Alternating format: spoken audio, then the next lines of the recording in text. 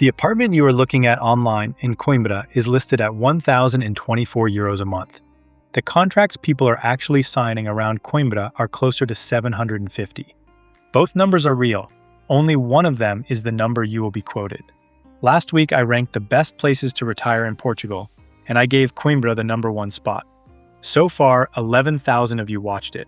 Plenty of you agreed.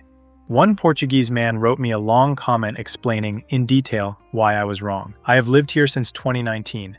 I also have more than 30 family members and friends spread across this country, and people on my team who have been here for more than 20 years. Nothing I say goes out before they see it. Today, we will discuss Coimbra in greater detail, focusing on its costs in 2026 and examining whether the criticisms are valid. Rent decides everything else, so start there. Idealista put Coimbra rents at €12.80 per square meter in February. On an 80 square meter flat, that is €1,024 a month. The national average is €16.20. Lisbon City sits at €16. Cascais is at €14.72, so Coimbra is cheaper. That part is true, and every video confirms it. What they don't tell you is that €12.80 is an asking price. It is what landlords put on listings. Statistics Portugal tracks something different. Every lease that gets signed and registered. Around Coimbra, that number is running at about €9.20 per square meter. On the same 80 square meter flat, that is €750 a month instead of €1,024. Nearly €300 a month for the same apartment depending on who is signing.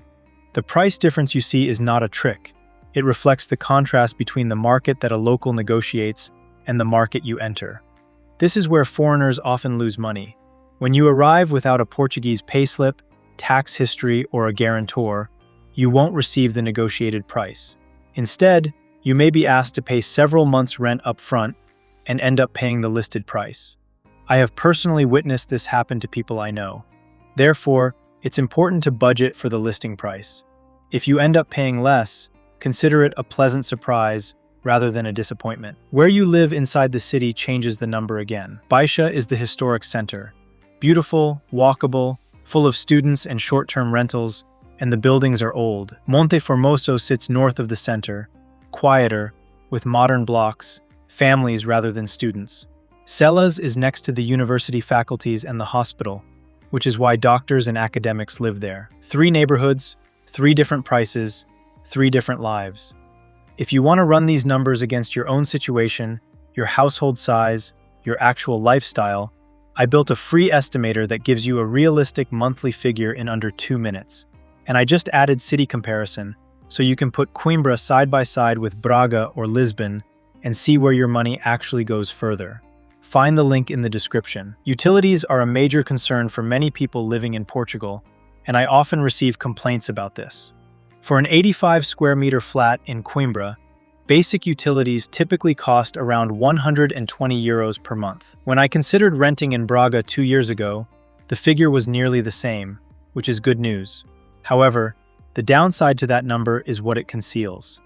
Many Portuguese buildings are made of stone and concrete, and most lack insulation and central heating. In January, the flat can become extremely cold, making it feel like the chill seeps into your bones. Additionally, the atmosphere can be damp. Someone commented on my last video that the key to living in Portugal is owning 3 dehumidifiers. He was not joking. Someone else shared her experience of losing internet service for 16 weeks and power for 3 weeks after a storm. So when you build your Coimbra budget, add a dehumidifier, add electric heating you will actually run, and add the winter electricity spike. In my experience, that is somewhere between €40 and €80 a month across the cold half of the year. Nobody puts that in a cost of living video, and it is the thing that ruins people's first February. Quick question for you while we're here, as I'm curious to know your thoughts. If you are currently considering Coimbra, what is the one question you still can't get a clear answer to? Share it in the comments. As always, I'll do my best to reply to everyone, and if I miss something relevant, I'll make sure to address it in the next video. Healthcare is where Coimbra genuinely earns its reputation, and I want to correct something I said myself. In the retirement video, I leaned on the idea that different cities own different specialties. That is too tidy. Here is what is actually true. The Centro Hospitalar e Universitário de Coimbra is the largest healthcare institution in Portugal. over 2,000 beds, roughly 8,500 consultations a day. And Portugal has 3 national cancer institutes, in Lisbon, in Porto, and in Coimbra.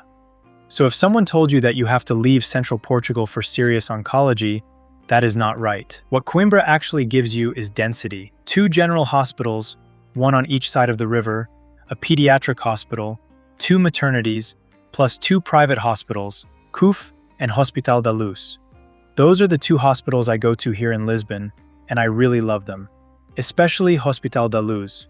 In a city of about 156,000 people, a resident who has lived there since 1993 told me he was never more than a few minutes from emergency care when his son had asthma attacks in the night.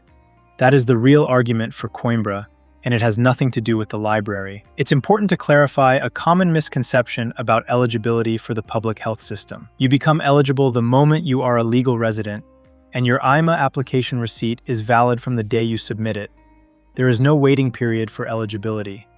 However, you will need to complete some paperwork and wait in line to be assigned a family doctor. Most visas require private health insurance for the application anyway, and plenty of people keep it afterwards just to skip that queue. I have linked the option I use in the description, and there is a code there that gets you 8 weeks of extra coverage free. Transport. A monthly public transport pass is 30 euros.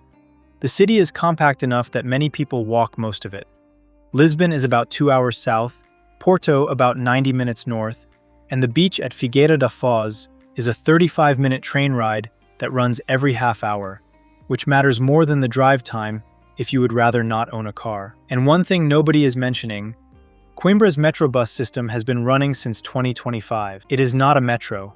It was planned as light rail and built as electric buses on dedicated lanes. The urban line and the suburban line to Lausanne are both open. What is not finished is the hospital line, which is not due until early 2027, and there are still active roadworks, including at Cruz de Celas. That is inside one of the 3 neighborhoods I just recommended.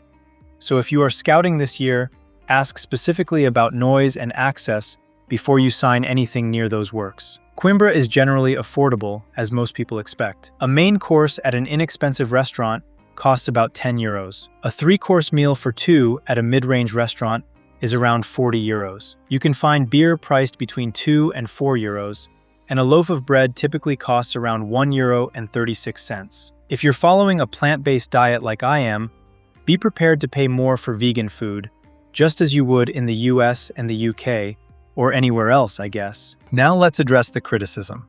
A Portuguese viewer mentioned that Coimbra is a declining city, characterized by student noise and challenging topography. 3 different people independently brought up the issue of the hills. He is correct about the hills.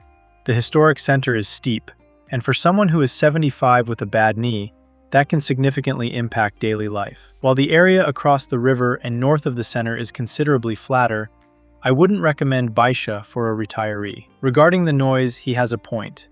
It tends to be concentrated around the university, especially during the student festival season. However, Monte Formoso is not noisy. On the topic of whether Coimbra is declining, I disagree, and that's perfectly fine. He appears to be evaluating the city based on its cultural depth and nightlife, while I assess it based on factors like proximity to hospitals, walkability for daily life, and the value for money. For someone retiring, those considerations weigh differently. I view this country through my own perspective, and you will see it through yours. We are not required to reach the same conclusion, and that's okay. And I'm always open to hearing about different perspectives, of course. And for what it is worth, the population numbers do not say declining. Coimbra grew by 7% between 2021 and 2025. More people died than were born in that time. The growth came entirely from people moving in. What I will not do is pretend Portugal is perfect. The bureaucracy here is genuinely exhausting. A lot of things in the way they handle documents don't make sense to me. There are several points every year where I sit down after another wasted morning and afternoon and think seriously about leaving, because things can get pretty draining here. And this is exactly why I keep a guide with the vetted contacts, the document formats landlords actually accept, the scam warnings, and more. Because most of what goes wrong in a move like this is paperwork, not the city you picked. It is linked below. So the real numbers, and I am giving you 2, because that is the whole point of this video. If you pay the asking price, which is what you will most likely be quoted as a foreigner arriving without local income history, one person in Coimbra is looking at roughly €1,400 a month, all in. A couple, closer to 2,000. If you get near what people actually sign, that drops to somewhere around 1,100 for one person. Same city, same flat. The difference is entirely in what you can prove about yourself on paper before you sit down with a landlord. Cheaper than Lisbon by a wide margin either way. Not cheap in absolute terms, and considerably more than the internet will tell you. If this was useful, a like genuinely helps this reach the people who need it. And if you are working through this decision, subscribe, because the next one is the full breakdown of what it actually costs to move here. The one-time setup costs nobody budgets for, before you pay a single month of rent. One last thing, and it makes me laugh every time. When I say something good about Portugal, people tell me to stop encouraging foreigners to come. When I say something critical, the same comment section tells me to go back to my country. I have stopped trying to square that. I'm going to keep doing exactly what I do, which is to give you the unfiltered version and let you decide. If Coimbra is on your list, watch the retirement ranking on screen now, because the criteria in it are how I would score any city you are considering. And if you have a specific situation, and you want my team and me to look at your plan before you commit to a city, the application is in the description, and I'll see you there. Ciao.